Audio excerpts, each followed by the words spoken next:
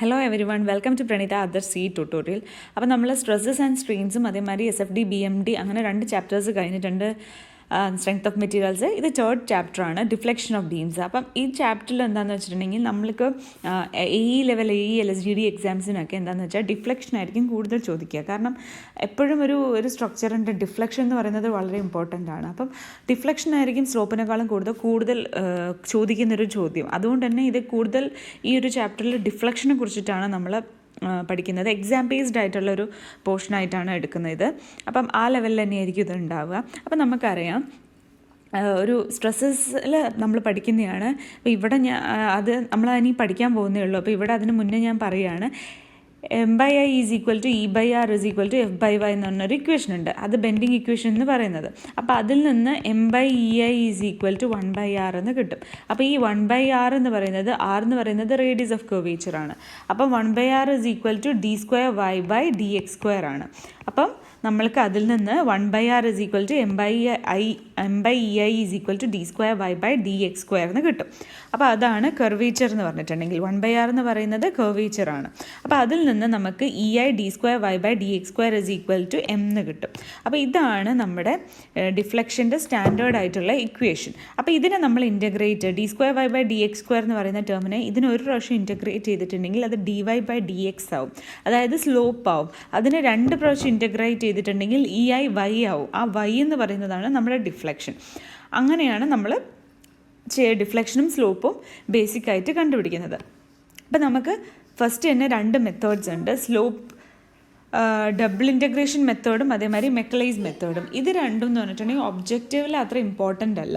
കാരണം എന്താണെന്ന് വെച്ചാൽ ഡബിൾ ഇൻ്റഗ്രേഷൻ മെത്തേഡും മെക്കലൈസ് മെത്തേഡും നമ്മൾ എന്താ ചെയ്യുന്നതെന്ന് വെച്ചാൽ ഈ ഒരു EI d²y/dx² ഇൻറ്റഗ്രേറ്റ് ചെയ്യുമല്ലോ, that is equal to m. അപ്പോൾ ഇതിനെ ഒരു പ്രാവശ്യം ഇൻറ്റഗ്രേറ്റ് ചെയ്തിട്ട് ഇവിടെ ഒരു കോൺസ്റ്റൻസ് ഉണ്ടാവും, C1x + C2 എന്നൊക്കെ പറഞ്ഞ് 2 കോൺസ്റ്റൻസ് ഉണ്ടാവും. അപ്പം ഈ കോൺസ്റ്റൻസിന് എൻ കണ്ടീഷനൊക്കെ കൊടുത്തിട്ട് നമ്മൾ ഇതിനെ സോൾവ് ചെയ്യുന്ന മെത്തേഡാണ് ഡബിൾ ഇൻറ്റഗ്രേഷനും മെക്കോളൈസ് മെത്തേഡും. ഇത് കുറച്ച് ലെങ്തി ആയിട്ടുള്ള സ്റ്റെപ്പാണ്. അതുകൊണ്ട് തന്നെ ഒബ്ജക്റ്റീവ്സിനൊന്നും അത് അത്രയ്ക്ക് അങ്ങോട്ട് ഇമ്പോർട്ടൻ്റ് അല്ല. അപ്പം നമ്മൾക്ക് ഇമ്പോർട്ടൻ്റ് ആയിട്ട് അടുത്ത മെത്തേഡ് മൊമെൻ്റ് ഏരിയ മെത്തേഡ്, കാൻറ്റിലിവറിനൊക്കെ വളരെ എളുപ്പത്തിൽ സോൾവ് ചെയ്യാൻ പറ്റുന്ന ഒരു മെത്തേഡാണ്. അതുകൊണ്ട് മൊമെൻ്റ് ഏരിയ മെത്തേഡ് നമ്മൾ ജസ്റ്റ് ഒന്ന് മനസ്സിലാക്കി വെക്കുക. ഏറ്റവും ഇമ്പോർട്ടൻ്റ് ആയിട്ടുള്ള കോൺജുഗേറ്റ് ബീം മെത്തേഡാണ്. കോൺജുഗേറ്റ് ബീം മെത്തേഡ് എന്ന് പറഞ്ഞിട്ടുണ്ടെങ്കിൽ എന്ത് പ്രിസ്മാറ്റിക് നോൺ പ്രിസ്മാറ്റിക് ആയിട്ടുള്ള സ്ട്രക്ചർ ആണെങ്കിലും പിന്നെ പല എൻഡ് കണ്ടീഷനും എന്തൊക്കെ രീതി നമ്മൾ ലോഡിങ് കൊടുത്താലും ഒക്കെ നമുക്ക് കോൺജുഗേറ്റ് ബീം വെച്ചിട്ട് എളുപ്പത്തിൽ നമുക്ക് സോൾവ് ചെയ്യാൻ പറ്റും. അതുകൊണ്ട് തന്നെ കോൺജുഗേറ്റ് ബീം മെത്തേഡ് നമ്മൾ പഠിക്കേണ്ട ഒരു മെത്തേഡാണ്. അപ്പോൾ അത്രയാണുള്ളത്. അപ്പോൾ നമ്മൾക്ക് ആദ്യം തന്നെ എപ്പം ചോദിക്കുന്നൊരു ചോദ്യം നമുക്കൊന്ന് സോൾവ് ചെയ്യാം. ഒരു സിംപ്ലി സപ്പോർട്ടഡ് ബീമാണ് ഇവിടെ കാണിച്ചേക്കുന്നത്. അതിൻ്റെ ലെങ്ത് L ആണ്. ക്ലോക്ക് വൈസും ആൻറ്റി ക്ലോക്ക് വൈസ് ആയിട്ടുള്ള മൊമെൻറ്റ്സ് ആണ് എൻഡിൽ കൊടുത്തേക്കുന്നത്. അപ്പോൾ ഇതെങ്ങനെ സോൾവ് ചെയ്യാമെന്ന് വെച്ചിട്ടുണ്ടെങ്കിൽ മൊമെൻറ്റ് മാത്രമാണ് ഒരു സ്ട്രക്ചറിൽ ആക്ട് ചെയ്യുന്നതെങ്കിൽ അത് ബെൻഡ് ചെയ്യുക ആർക്ക് ഓഫ് എ സർക്കിൾ പോലെയായിരിക്കും. ഇനി നമ്മൾക്ക് മൊമെൻറ്റും അതേമാതിരി ലോഡും ഉണ്ടെങ്കിൽ അതൊരു പാരബോളയായിട്ടായിരിക്കും ഡിഫ്ലക്റ്റ് ചെയ്യുക, ഒരു പാരബോളിക് ആയിട്ടായിരിക്കും അതിന് ഡിഫ്ലക്ഷൻ ഉണ്ടാവുക.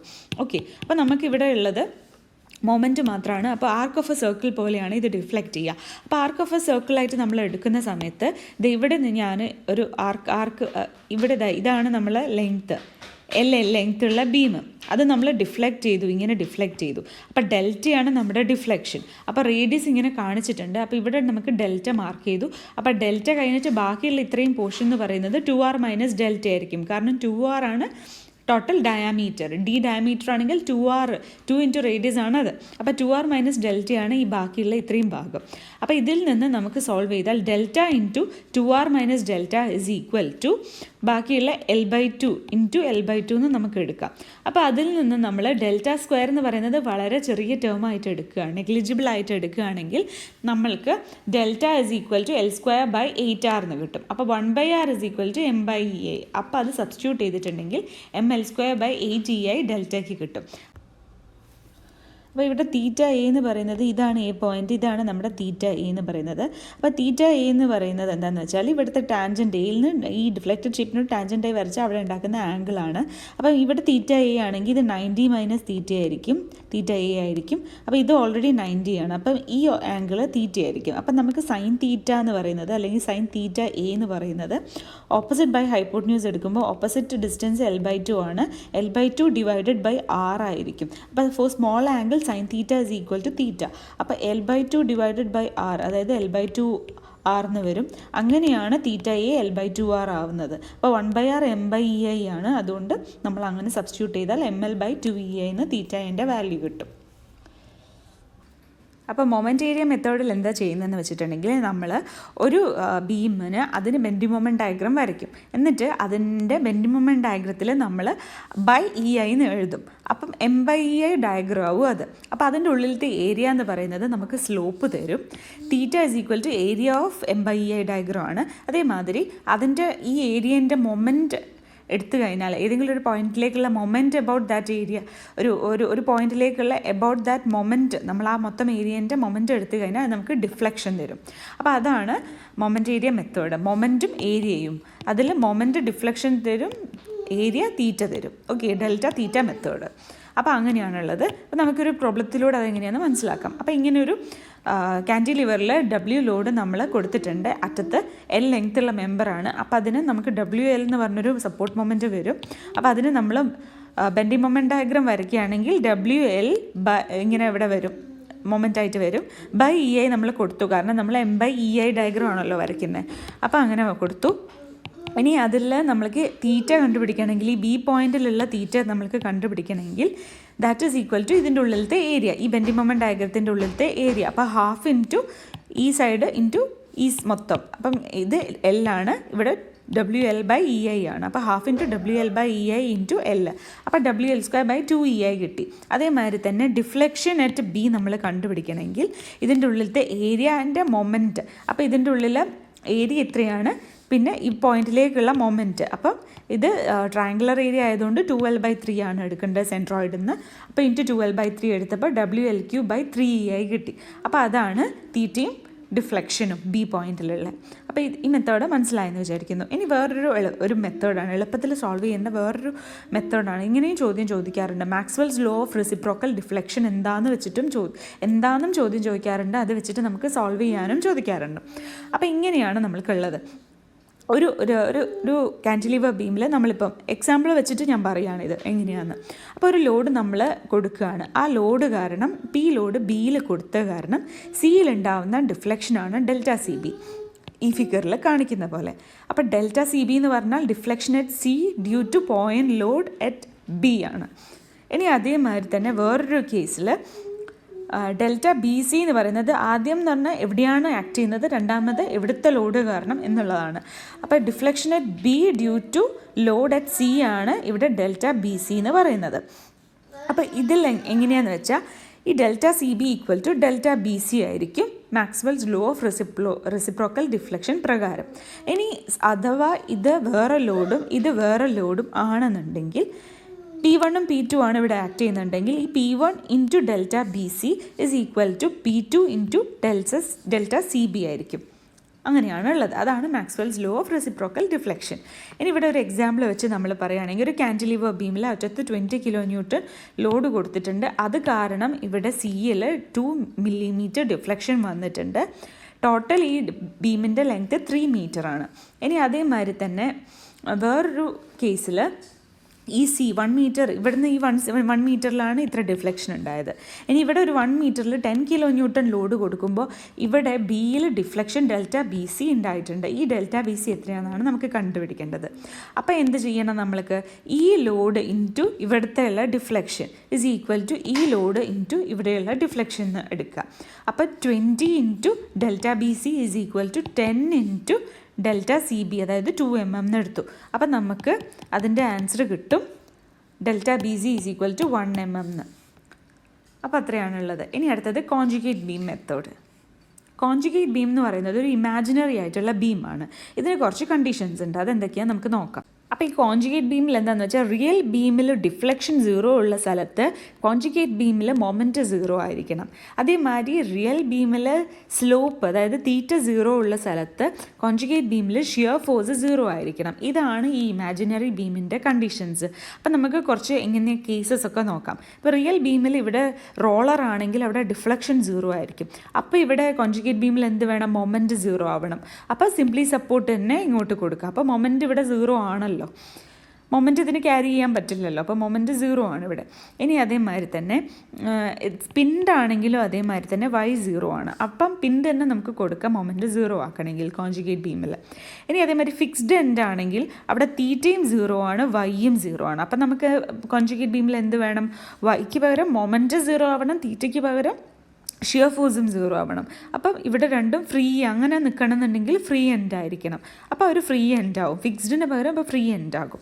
ഇനി അതേമാതിരി ഫ്രീ ആയിട്ടുള്ളൊരു എൻഡ് ആണെങ്കിൽ അവിടെ എന്താ വൈ നോൺ 0 ആണ്, തീറ്റയും നോൺ 0 ആണ്. അപ്പം നമുക്ക് മൊമെൻറ്റും ഷിയർ ഫോഴ്സും നോൺ 0 വരണം. അപ്പോൾ എന്ത് വേണം? അവിടെ ഒരു ഫിക്സ്ഡ് എൻഡ് വേണം.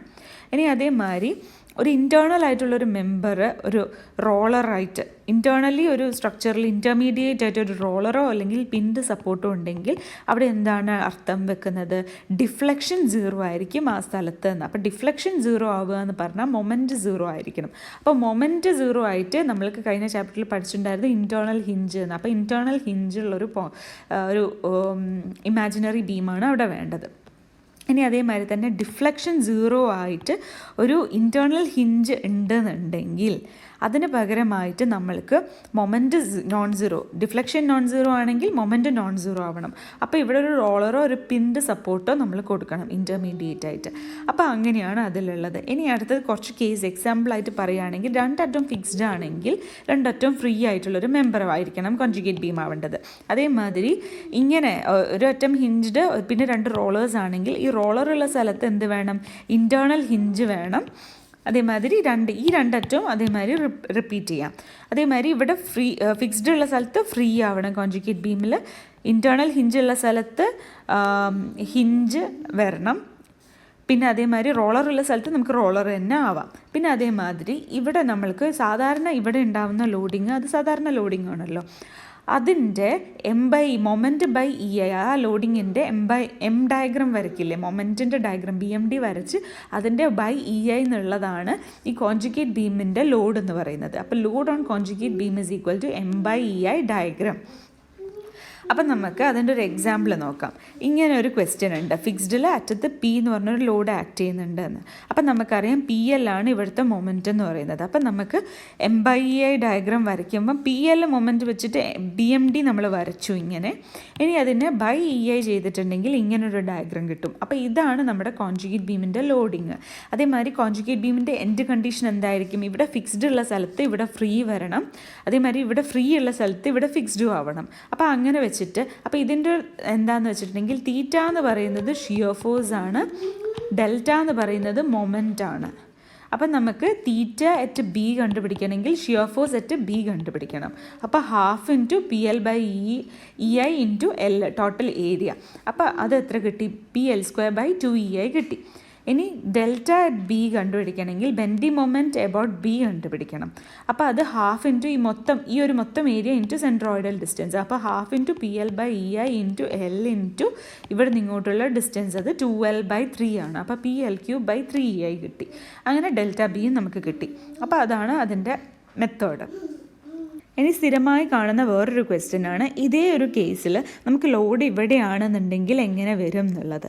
അപ്പോൾ ലോഡ് ഇവിടെയാണെന്നുണ്ടെങ്കിൽ അപ്പം നമ്മൾക്ക് എന്താ സംഭവിക്കുക എന്ന് വെച്ചാൽ ആ ഒരു ഇത്ര മാത്രം ഭാഗം എടുക്കുക, ഇത്ര ഇവിടെ വെച്ചിട്ട് കട്ട് ചെയ്യുക. അപ്പോൾ ഇവിടുത്തെ എല്ലിന് പകരം അവിടെ എ ആണുള്ളത്. അപ്പോൾ ഈ ഒരു ഡിഫ്ലക്ഷനും ഈ ഒരു തീറ്റയും ഇവിടെ ഫോം ചെയ്യും ഈ ഒരു സ്ഥലത്ത്. അപ്പം PA²/2EI ഇവിടെ തീറ്റ ആയിട്ടുണ്ടാവും, PA³/3EI ഇവിടെ ഡിഫ്ലക്ഷനും ആയിട്ടുണ്ടാവും. അപ്പോൾ ഇവിടെയുള്ള ഡിഫ്ലക്ഷനാണ് കണ്ടുപിടിക്കാൻ ക്വസ്റ്റ്യൻ ചോദിക്കുന്നതെങ്കിൽ ഇവിടെ എയും ഇവിടെ ഒരു L-Aയും ആണ് ഈ ഒരു സ്ഥലത്ത് തന്നിരിക്കുന്നത്. ചിലപ്പോൾ ഇവിടെ എല്ലും ഇവിടെ എല്ലും അല്ലെങ്കിൽ ഇവിടെ L/2 ഇവിടെ L/2 ആയിരിക്കും. അപ്പോൾ അതിനനുസരിച്ച് ആ ക്വസ്റ്റ്യൻ ഡിഫർ ചെയ്യും.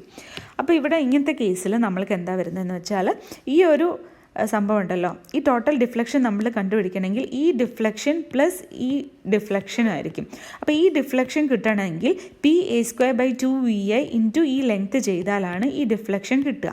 അപ്പോൾ ഇത് tan θ ഇസ് ഈക്വൽ ടു ഈ distance divided by L- delta ആണല്ലോ. അപ്പം delta is equal to L-A into PA²/2EI എന്ന് കിട്ടും. അപ്പം നമ്മൾക്ക് PA³/3EI plus PA²/2EI into L-A ആണ് ടോട്ടൽ ഡിഫ്ലക്ഷൻ എന്ന് പറയുന്നത്. അപ്പോൾ അതിനെ റീഅറേഞ്ച് ചെയ്ത് നമുക്ക് എഴുതിയാൽ PA²/6CI × 3L - A എന്ന് കിട്ടും. അപ്പോൾ ഇങ്ങനെ കിട്ടി. ഇനി നമുക്ക് എക്ക് പകരം L/2 ആണെങ്കിൽ അതിനനുസരിച്ച് ഇത് വ്യത്യാസപ്പെടും. അപ്പോൾ ഇതൊരു ഇമ്പോർട്ടൻറ്റ് ക്വസ്റ്റ്യൻ ആണ്. പല രീതിയിലും ഇത് മാറി മാറി ചോദിക്കുന്നതാണ്. ഇനി അടുത്ത് കുറച്ച് ഇമ്പോർട്ടൻ്റ് ആയിട്ടുള്ള ഡിഫ്ലക്ഷൻസ് നോക്കാം. അപ്പോൾ കുറച്ച് ഇമ്പോർട്ടൻ്റ് ആയിട്ട് നമ്മൾ ഓർത്ത് വെക്കേണ്ട ഡിഫ്ലക്ഷൻസ് ഉണ്ട്, അതിവിടെ പറയുന്നുണ്ട്. സ്ലോപ്പ് ഞാനിവിടെ പറയുന്നില്ല. സ്ലോപ്പ് ഞാൻ അത്ര ഇമ്പോർട്ടൻ്റ് ആയിട്ട് AE ലെവൽ എക്സാംസിന് സിലബസ് പ്രകാരം ഡിഫ്ലക്ഷൻ ഓഫ് ബീംസ് എന്ന് പറഞ്ഞിട്ടാണ് കൊടുത്തേക്കുന്നത്. അതുകൊണ്ട് ആദ്യം ഡിഫ്ലക്ഷൻ നന്നായിട്ട് പഠിക്കുക. അപ്പം സ്ലോപ്പ് അത് കഴിഞ്ഞിട്ട് ഓരോ മെത്തേഡ്സ് വെച്ചിട്ട് നിങ്ങൾ തന്നെ ഡിറൈവ് ചെയ്തെടുക്കുക വേണമെന്നുണ്ടെങ്കിൽ. അപ്പോൾ ഡിഫ്ലക്ഷൻസ് കുറച്ച് ഇമ്പോർട്ടൻ്റ് ആയിട്ടുള്ള ഡിഫ്ലക്ഷൻസ് ഇവിടെ തന്നിട്ടുണ്ട്. ബൈ ഹാർട്ട് പഠിക്കാൻ പറ്റുമെങ്കിൽ പഠിക്കാം. അപ്പം കാൻറ്റിലീവറിൻ്റെ കുറച്ച് കേസസ് ആണ് ഇവിടെ ഉള്ളത്. അപ്പോൾ കാൻറ്റിലീവറിൽ മൊമെൻറ്റ് എൻഡിൽ കൊടുത്തിട്ടുണ്ടെങ്കിൽ ML²/2EI ആണ് അതിൻ്റെ ഡിഫ്ലക്ഷൻ. ഇനി പോയിന്റ് ലോഡാണ് കൊടുക്കുന്നതെങ്കിൽ PL³/3EI ആണ് ഡിഫ്ലക്ഷൻ. ഇനി UDLW ആക്ട് ചെയ്യുകയാണ് എന്നുണ്ടെങ്കിൽ WL⁴/8EI. നോക്കൂ, മൊമെൻറ്റ് കൊടുക്കുമ്പോൾ L² ആണ്, പോയിന്റ് ലോഡ് കൊടുക്കുമ്പോൾ L³ ആണ്, UDL അല്ലെങ്കിൽ വേരിയിങ് ലോഡ് കൊടുക്കുമ്പോൾ L⁴ ആണ്.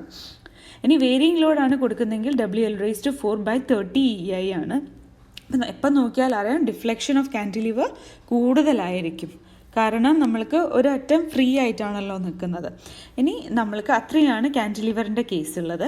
ഇനി സിംപ്ലി സപ്പോർട്ടഡ് ബീമിൻ്റെ കേസ് എടുക്കുകയാണെങ്കിൽ പോയിന്റ് ലോഡ് അറ്റ് സെൻറ്റർ ആണെന്നുണ്ടെങ്കിൽ PL³/48EI ആയിരിക്കും. അപ്പോൾ ഇതിൽ നിന്ന് കമ്പാരിറ്റീവ്ലി ഇതിൻ്റെ നിന്ന് ഡിഫ്ലക്ഷൻ കുറഞ്ഞു ഇവിടെ എത്തുമ്പം. ഇനി UDL ആണ് ആക്ട് ചെയ്യുന്നതെങ്കിൽ 5WL⁴/384EI ആയിരിക്കും. ഇനി വേരിയിങ് ലോഡാണ് ആക്ട് ചെയ്യുന്നതെങ്കിൽ ഹാഫ് ഓഫ് ഇത്, കാരണം ഇത് മൊത്തം ഇത് ഇങ്ങനെ ഒരു UDL ആക്ട് ചെയ്യുക എന്ന് പറഞ്ഞാൽ ഇങ്ങനെയാണ്, ഈ W എന്ന് പറയുന്നത് ഇങ്ങനെ കാണുന്നത് ശരിക്കും ഇങ്ങനെയാണ്. അപ്പോൾ ഇതിൻ്റെ പകുതി, അപ്പോൾ പകുതി ഡിഫ്ലക്ഷൻ വന്നു, അങ്ങനെ ഓർത്ത് വയ്ക്കുക കേട്ടോ. അപ്പോൾ നമുക്ക് ഹാഫ് ഓഫ് ഈ ഡിഫ്ലക്ഷൻ വന്നു ഇവിടേക്ക്, ഈ ഡിഫ്ലക്ഷൻ ഹാഫ്, അത് ഇത്ര വന്നു. ഇനി അടുത്തത്, ഇനി നമുക്ക് ട്രയാങ്കുലർ ലോഡായിട്ട് ഇങ്ങനെ വന്നിട്ടുണ്ടെങ്കിൽ WL⁴/120EI വന്നു. ഇനി നമ്മൾക്ക് ഒരു P എന്ന് പറയുന്നൊരു പോയിന്റ് ലോഡ് ഇങ്ങനെ വരുന്ന സമയത്ത് എയും ബിയും ആണ് ഡിസ്റ്റൻസ്. ഇവിടെ നടുവിലായിരുന്നു, എയും ബിയും ഡിസ്റ്റൻസിൻ്റെ നടുവിലായിട്ടാണ് P വരുന്നതെങ്കിൽ ഡെൽറ്റ മാക്സിമം ഇതിൻ്റെ അടിയിൽ വരും. ഈ എല്ലാ കേസിലും L എന്ന് പറയുന്നത് എൻ്റെ മൊത്തം സ്പാൻ ലെങ്ത് ആട്ടോ, ഞാൻ അതെവിടെയും റെപ്രസെൻറ്റ് ചെയ്തിട്ടില്ല, അതങ്ങനെ മനസ്സിലാക്കണം കേട്ടോ. E എന്ന് പറയുന്നത് മോഡുലസ് ഓഫ് ഇലാസ്റ്റിസിറ്റി, I എന്ന് പറയുന്നത് മൊമെൻറ്റ് ഓഫ് ഇനേർഷ്യ. ഓക്കെ, അപ്പം നമുക്ക് P എന്ന് പറയുന്ന ലോഡ് ഇങ്ങനെ AB ഡിസ്റ്റൻസിൽ ആക്ട് ചെയ്യുന്നതാണെങ്കിൽ ഡെൽറ്റ = PA²B²/3EIL. ഇനി അടുത്തത്, ഇങ്ങനെ ഒരു മൊമെൻറ്റ് ഒരറ്റത്ത് മാത്രം മൊമെൻറ്റ് ആക്ട് ചെയ്യുന്നുണ്ടെന്നുണ്ടെങ്കിൽ നമ്മൾ കഴിഞ്ഞ SFDയും BMDയും പഠിക്കുമ്പോൾ ഇങ്ങനെ ഒരു കേസ് പഠിച്ചിട്ടുണ്ടായിരുന്നു. യൂണിഫോംലി വേരിയിങ് ലോഡ് ആകുന്ന സമയത്ത് L/√3 Mmax WL²/9√3. അപ്പോൾ അതും ഇതും റിലേറ്റ് ചെയ്യാം. ഏകദേശം സിമിലർ ആയിട്ടുള്ളൊരു ടേമാണ് ഇവിടെയും വരുന്നത്. L/√3 ഇവിടെ മാക്സിമം ഡിഫ്ലക്ഷൻ വരുന്നത്, അതിൻ്റെ വാല്യൂ ML²/9√3EI ആണ്. ഈ W പകരം M/EI സബ്സ്റ്റിറ്റ്യൂട്ട് ചെയ്താൽ കിട്ടും. അപ്പോൾ ഇതും റിലേറ്റ് ചെയ്തിട്ട് ഓർത്ത് വയ്ക്കാം. അപ്പോൾ അങ്ങനെയാണുള്ളത്. ഇനി അടുത്തത് ഫിക്സ്ഡിൻ്റെ കേസ് വരികയാണെന്നുണ്ടെങ്കിൽ രണ്ടറ്റം ഫിക്സ്ഡ് ആണ്, നടുവിൽ പോയിന്റ് ലോഡ് കൊടുക്കുകയാണെങ്കിൽ ഈ സിംപ്ലി സപ്പോർട്ടിന് റിലേറ്റഡ് ആയിട്ട് അത് പഠിക്കുക. അപ്പോൾ സിംപ്ലി സപ്പോർട്ടിന് PL³/48EI അല്ലേ, അതിൻ്റെ 1/4 ടൈമാണ് ഇവിടെ ഉണ്ടാകുക. സെയിം കേസിൻ്റെ ഇതിൻ്റെ 1/4 ടൈമാണ് ഇവിടെ ഉണ്ടാവുക. അപ്പം PL³/192EI കിട്ടും.